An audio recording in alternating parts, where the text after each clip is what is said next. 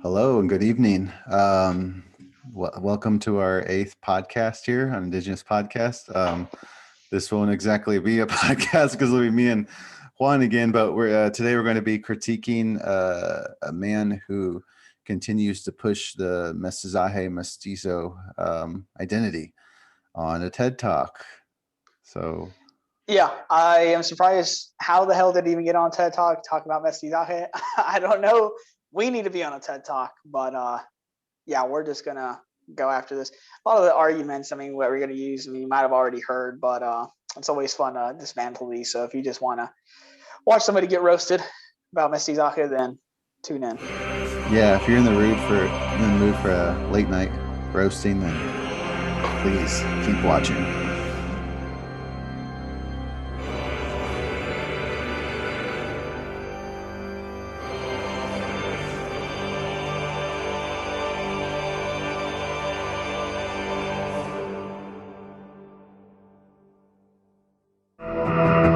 Mestizo.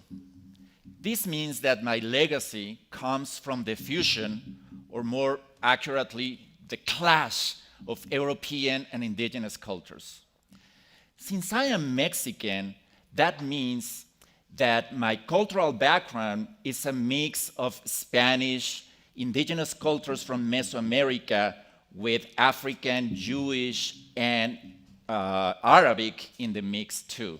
All right, so what's funny about this is what he's saying, yes, it's facts, but I'm going to tell you right now that whoever is watching him on this TED Talk, the fact that he mentioned all these 20,000 things, their eyes have just glazed over, and they've essentially gotten the message that, you're basically nothing because you're not one thing. You know what I mean?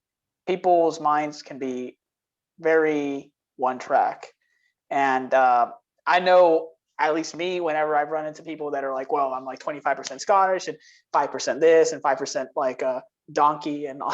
I stopped paying attention, man. So like that's one thing. Yes, it's true. There's multiple cultures, but it's like, well, when you're trying to explain identity to people, especially people that are just one race and they just identify with that, and you bring all this in, they stop listening because it's just too much. I don't know. That's my view on that. My point that I was going to add was that, again, he's, bringing up all these cultures. It's great, but not everyone in Mexico is experiencing, Middle Eastern culture. The other cultures that he mentioned too, like Jewish, there's so many people that live by one, for example, Indigenous people live by their own culture and aren't really as affected. You can put in the language, of course, but most of their life they live, undisturbed. So all these other cultures would probably feel very foreign to them. So I know we're going to carry on. In a globalized world, being mestizo is one of the most powerful tools that a person can have. I disagree. And also the most influence in contemporary society. I also disagree with that for many reasons. I have many opinions on that, actually. So the reason I had us pick this guy was because he pushes the mestizaje identity. And we've talked about this in previous videos. Again, mestizo is created by Spaniards back in the 1500s and used it as a divisive way to make Native people no longer Native, practically erasing their culture, any identity that they had, to forcefully assimilate them into this supposed hybrid identity, which has a lot of Eurocentric. Is mostly Eurocentric. That's what I mean to say. Right, because he's trying to pass it off as like we're this perfect fusion of everything, and it's like not really, because what does mestizaje push for? It pushes for somebody that's very Catholic or Christian, pushes for somebody that doesn't really practice indigenous culture or speak an indigenous language or speak Spanish. So it's very European. It's not really a fusion. It's more like, oh, you become a pseudo-European. That's pretty much all it is. Like, so it's not this beautiful thing like he's already trying to make it out to be like, oh, it's Middle Eastern and Jewish and blah. That's not the truth, man. Like, stop playing. Yeah, I agree. He's definitely not telling the truth here. Let me explain why I say this by sharing the story of how I became a bicultural mestizo. Ever since I was a kid, I was used to the idea and surrounded by a culture that has things that were particularly indigenous, some others that were particularly Spanish, and most others that were both. Language is a good example of that, so I use words like aguacate or escuincle, which come from the Nahuatl language, ojalá or almohada, which come from Arabic, or Acevedo, which is my Spanish last name. Just want to put on pause real quick. This guy kind of does look like Stephen Colbert, just a tad. Anyway, gonna continue on. Traveling all around Mexico, you get used to the fact that the church in the main plaza was built on top of a pyramid, oftentimes using the same stones. The colonial buildings have indigenous motifs on them. And also, if you enjoy some food, chances are that it was prepared with indigenous ingredients using European cooking techniques. I cannot separate my indigenous background from my European one, even if I wanted. They are one and the same thing. Yeah. All right. Yes, you can. In terms of culture, you might have to do more work to separate it and to be more indigenous, right? But when it comes to identity, especially racial identity, I mean, the culture doesn't really play into racial identity. You take a Black person in the United States, are they no longer Black because they don't have a lot of African culture directly from their African tribe in Africa? No, like they're still Black. So this whole, and see, that's the problem I have. Like, I think mestizaje, you can have a leg to stand on somewhat with the whole culture. Okay, well, you don't have the completely 100% indigenous culture, right? But it's not just tied into culture; it's tied into the racial aspect a lot, and that's where people's brains turn off when it comes to us, and they want to hold us to some ridiculous standard that other people are not held onto. And as far as I would say Mexico leans more indigenous culture-wise than it does European anyway.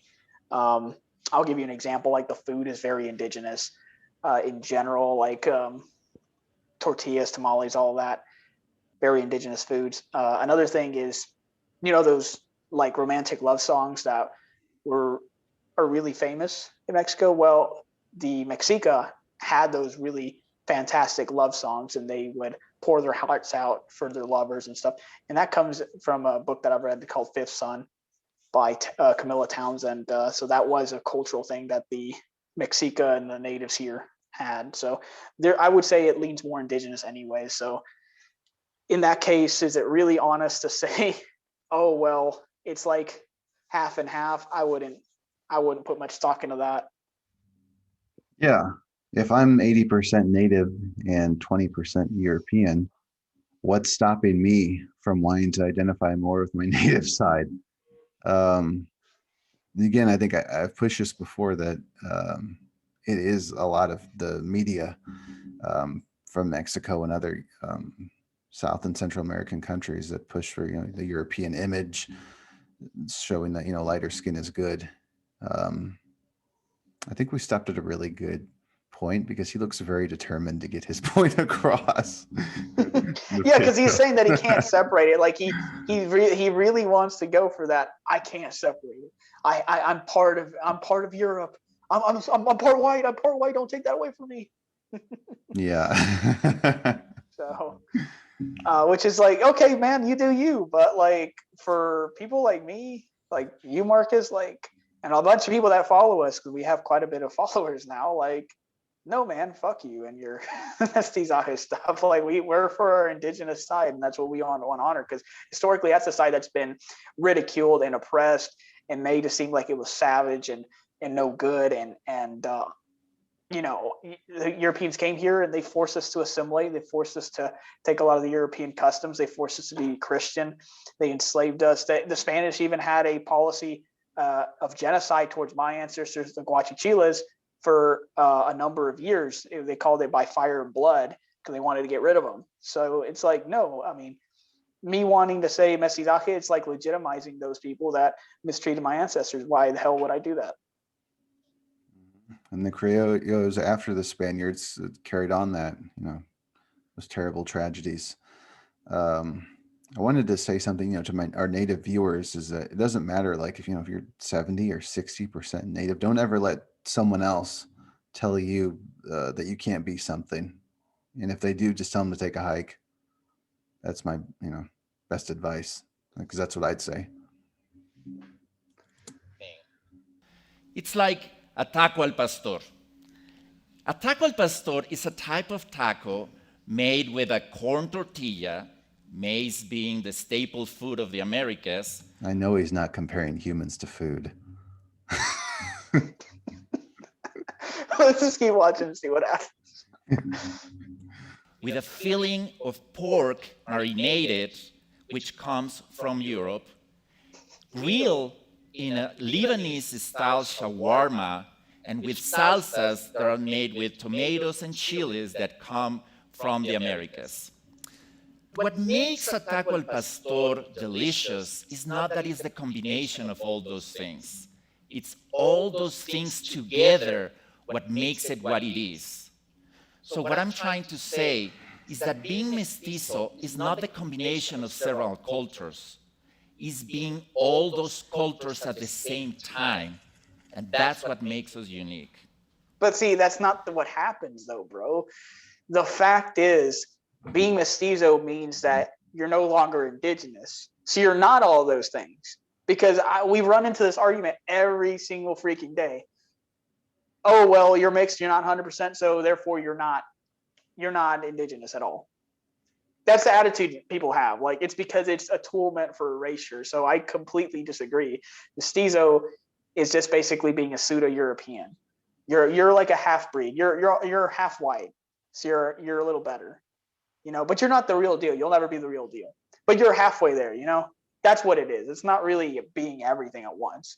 Because of historically, because of how it's been pushed and why it was used. And because of the viewpoint people have today, where they think being mestizo means that they're superior to being indigenous. So no, it's not. Yeah, adding on to that, I don't find it to be unique because mestizo was used to pretty much use as genocide and to completely eradicate any way of native identity, any way to reclaim that. It's gone for this new forced culture. So I really do disagree with this person, this fellow. Ever since I was a kid, I knew that I was going to be an immigrant. I used to daydream with faraway countries and speaking of a foreign language. I was fascinated by the idea of living in a country in which all customs were different from mine. But little did I know that it was going to be one of the most intense experiences of my life. I moved to the US the very next day after I defended my master's degree dissertation and got summa cum laude. Okay, so while he's bragging about that, I'm 100% sure that kids that are brought, through the border at age 5 is much more difficult for them in their lives than some guy who just got his master's and apparently is much more successful. I mean, that's my point. I wouldn't.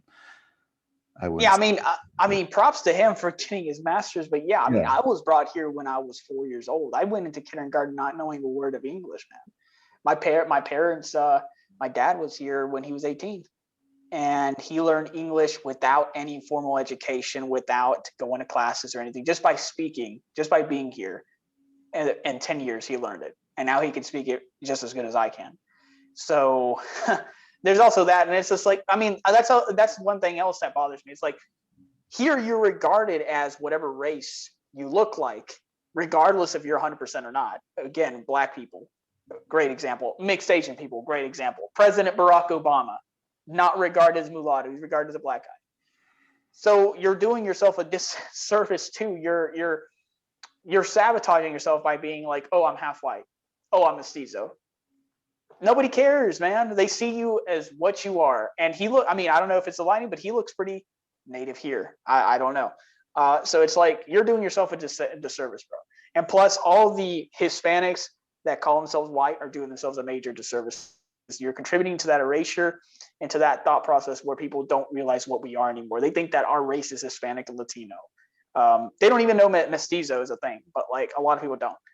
But it doesn't really do yourself any favors to call yourself this term, especially as an immigrant. So this guy is beyond lost, in my opinion. Yeah, please remember that Latino is not a race. We can't stress that enough. It's in so many media outlets and mistaken by so many people that think that it's a race and it's not. So to our wonderful subscribers that have made it this far with us, I think they get the point by now. Right, we're just preaching to the choir with them, man. Yeah, trying our best. Anyway, gonna carry on. Literally, from one day to another, I didn't know how to do the most basic things that we all take for granted, like sending a letter by mail or filling my gas tank. I literally had a nervous breakdown when I went to Kinko's and I couldn't figure out how to make a photocopy. But for the last 20 years, I've been living in San Francisco and realizing my childhood dream. On any given day, I get to discuss business with my Indian American colleague, or get on the bus with a Kenyan driver, or eat dinner at a Burmese restaurant in which I'm potentially the only person who speaks English or Spanish. I've been in many situations in which I was the only non-Black person in the room, and many, many, many others in which I was the only non-white one. And I've Interesting.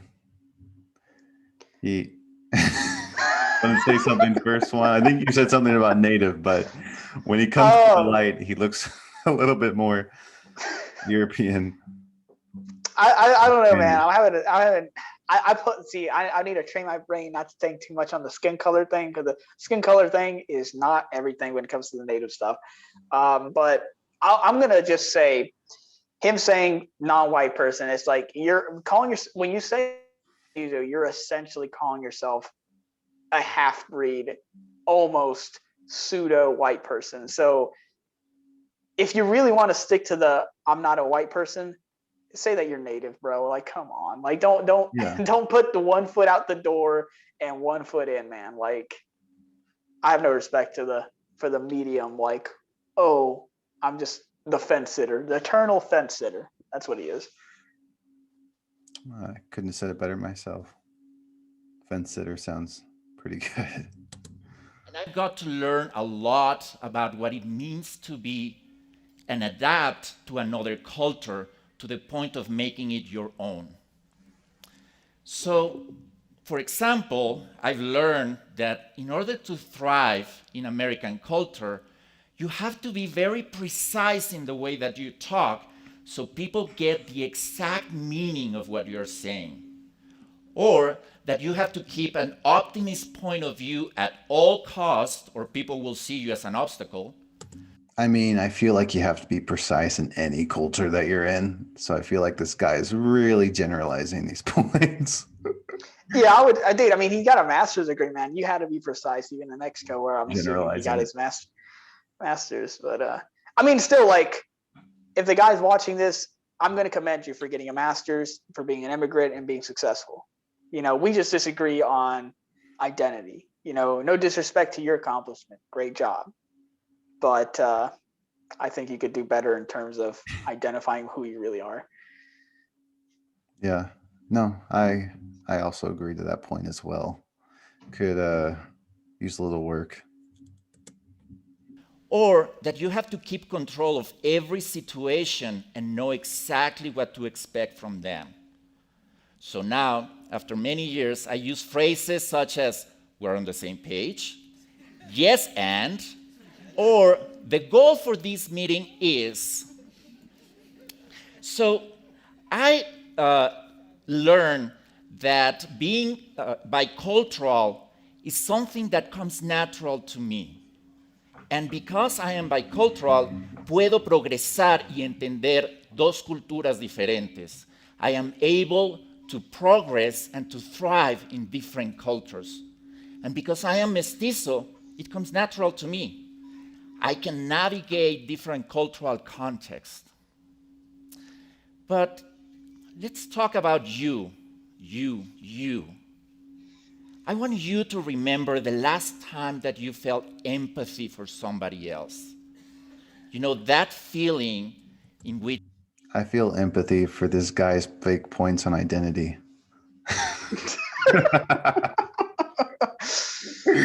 Yeah.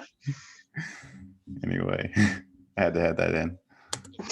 We know what the other person is going through, and we almost can feel what it is to walk on her, on his shoes. It's a feeling of deep compassion, and it left us feeling not alone, accompanied in the world, and knowing that we are all connected. But I want now you to think about getting to that level of empathy with a person that does not belong to your culture, does not speak your language, and does not share your values. The idea is easy to accept, and most of us would say that we do, but in reality, it's one of the most difficult things that we have to do, or that we could do. Why? Because it implies to question everything that we take as true, all our assumptions, and think that they might not be true, that they might be exacerbated, or maybe even invalid. Cultural openness is one of the most accepted ideas, but one of the most difficult attitudes to actualize.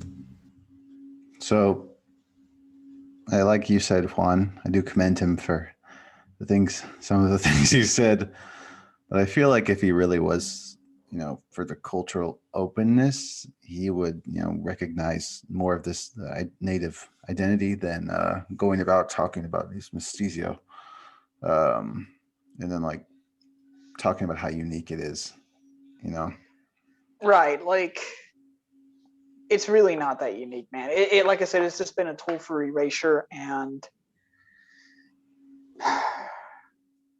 I just think he's a little misguided with all this, obviously, man. It's just and then another thing is like, how did he end up on TED Talk? Because we need to get on that shit. we need to get the same audience, and we need to correct basically do a Men in Black and delete the last 10 minutes of when they saw this guy, and then just replace it with whatever we say. We're doing you a favor, Salvador. But I do agree with you, Juan. Some of his intentions are definitely misguided regarding identity and culture in particular. But in today's world, chances are that you need to connect and create relationships with people from many different cultures here at home or abroad. We are living in a world that is increasingly interconnected. Our economies depend on each other, and because of mass communications, we know exactly what's going on in every corner of the world.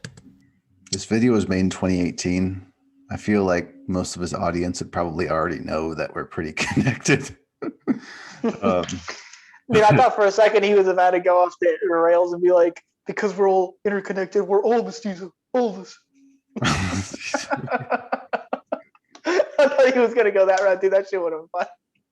It would have been funny. One thing I was wondering before I lose this train of thought is, I'm going to assume his audience is basically mostly white people.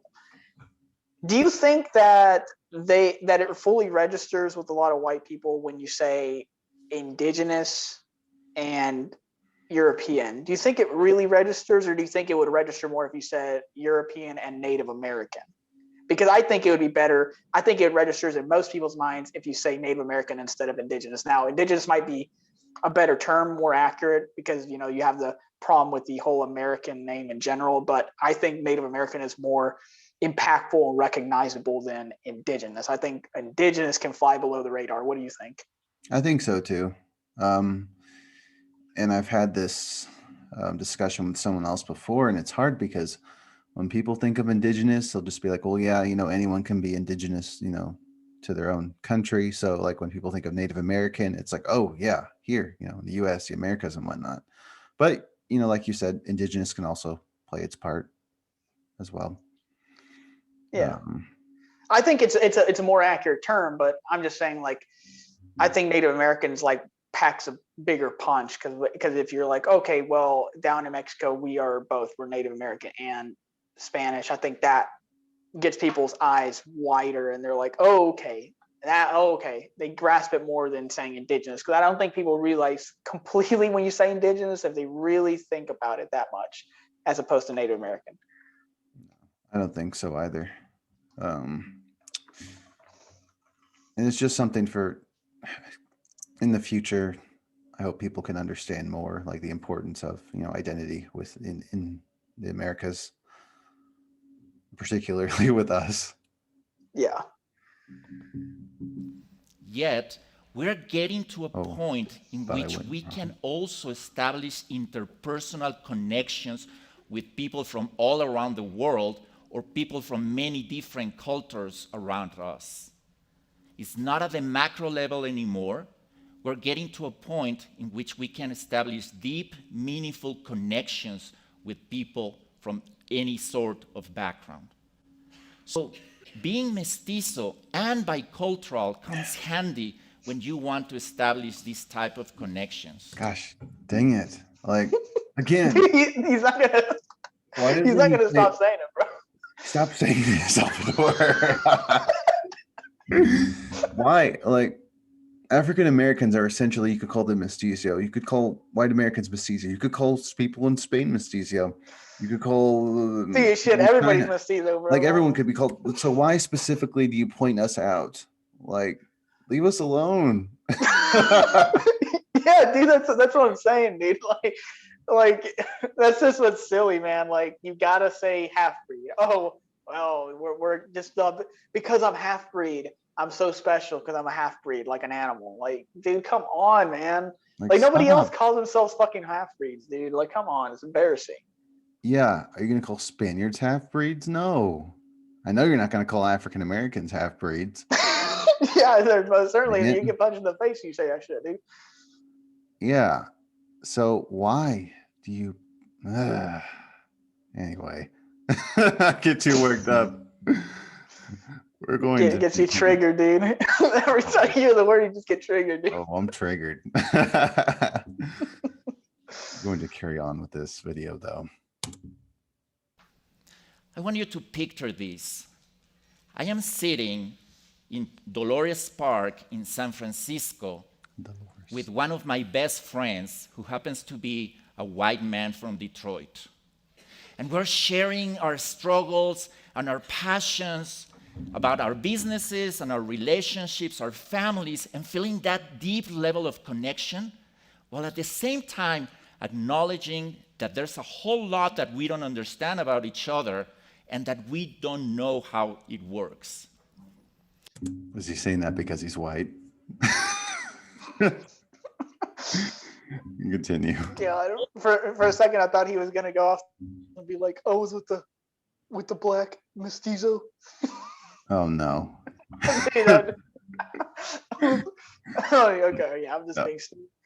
You're good. But the most important thing is that at that very moment, I feel like I'm one person and not a mix of people. There's a very popular song in Latin America that says, "I'm not from here, nor from there. No soy de aquí, ni soy de allá." At this moment in my life, I can say with confidence, I am from here and I am from there. Well, actually, most are from here. Yeah, I mean, dude, like if you got native blood, then you're just from here, bro. Also, is this guy about to cry? It sounded like he was about to. His voice was breaking. Well, dude, I mean, okay, it can be emotional if you're an immigrant. Like, I get it, man. Especially because he was older when he came over, as opposed to me. But, you know, you wouldn't even have that issue if you were just like, oh, well, I'm Native American, so that means I'm from the Americas in general. So, you know, I'm really not an immigrant.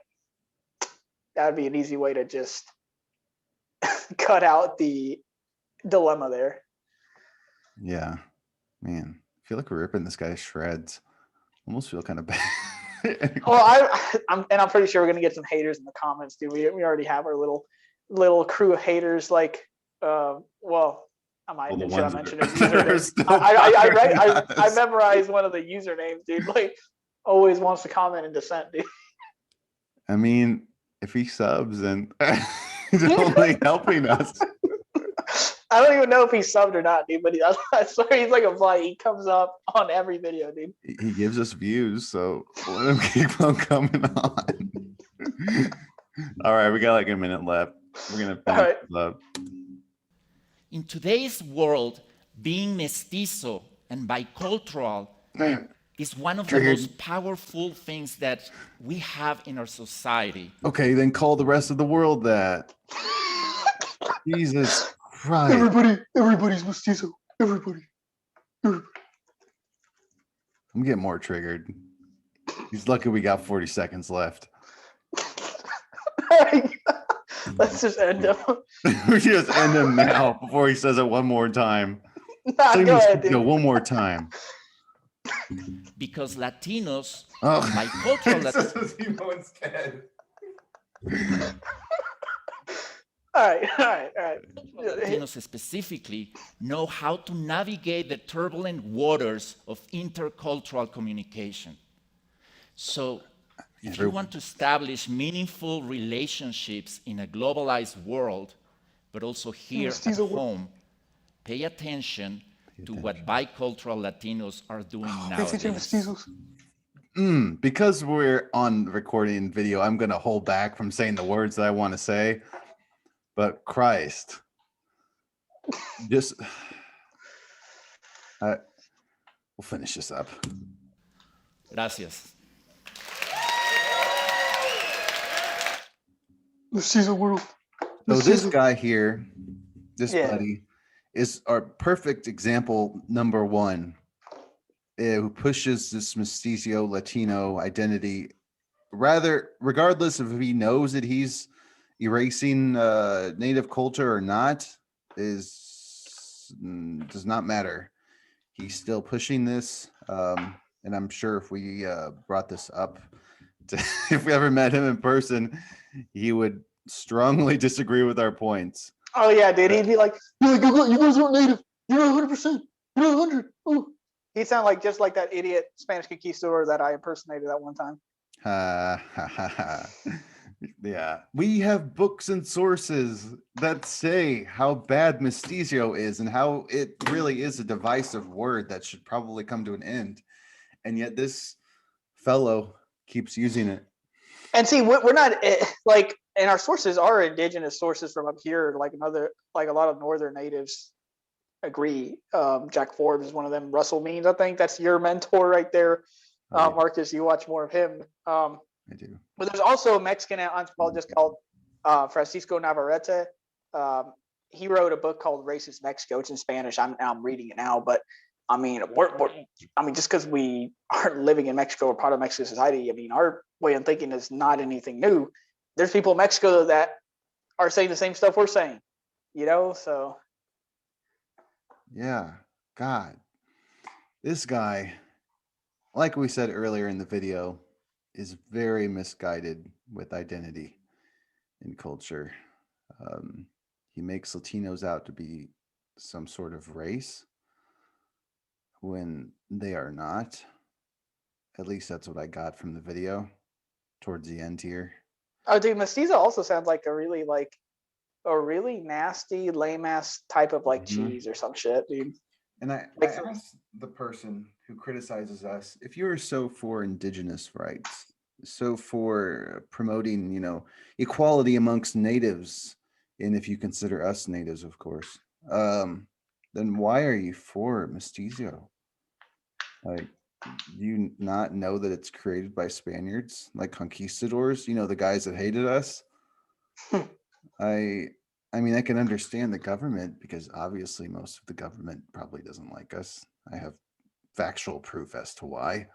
Um, South of the U.S. border. We'll save the other video for the U.S. government and those atrocities for another time. But just drop the word.